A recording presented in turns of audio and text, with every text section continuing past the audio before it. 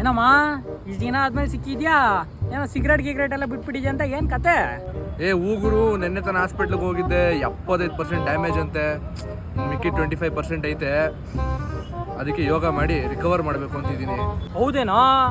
ನಾನು ನಮ್ಮ ಹುಡುಗಿಗೆ ಮಾತು ಕೊಟ್ಟಿದ್ದೀನಿ ಮಚ್ಚ, ನಾನು ಬಿಟ್ಬಿಟ್ಟಿದ್ದೀನಿ. ಮತ್ತೆ ಫ್ಯೂಚರು ಹೆಂಡತಿ ಮಕ್ಕಳು ಮಾಡ್ಕೊಬೇಕಲ್ಲ ಮಚ್ಚ. ಹೌದೇನೋ? ಮೊನ್ನೆ ನಿಮ್ಮ ಹುಡುಗಿ ನನ್ನ ಮಗ ಮನೀಶ್ ಗನ್ ಜೊತೆ ಹಿಂಗೆಲ್ಲ ಕೈ ಹಾಕೊಂಡು ಫೋಟೋ ಇಡ್ಸ್ಕೊಂಡಿದ್ಲು. ಯೋ ಏನು ಹೇಳ್ತಾ ಇದ್ಯಾ? ನಂಗೆ ಮ್ಯಾಟ್ರೇ ಗೊತ್ತಿಲ್ಲ ಮಚ್ಚ. ಏನೋ ಸ್ಟೋರಿ ಸ್ಟೇಟಸ್ ಏನು ಬಂದಿಲ್ಲ. ಅದಕ್ಕೆ ಹೇಳೋದು ಹುಡುಗಿರ್ನ ಕಂಟ್ರೋಲ್ ಇಕ್ಕೊಬೇಕು ಅಂತ. ಲೋ ನಿಮ್ಮ ಹುಡುಗಿ ಮೊನ್ನೆ RMZ ಟ್ರೆಂಡ್ಸಲ್ಲಿ ಇಷ್ಟಿಷ್ಟು ಬಟ್ಟೆಗಳು ತೆಗೆಸ್ಕೊಂತ ಇಲ್ಲ ಅವ್ನು ಯಾವನೋ ಜೊತೆ. ನಾನು ಕಣ್ಣಾರೆ ನೋಡಿದ್ದೀನಿ.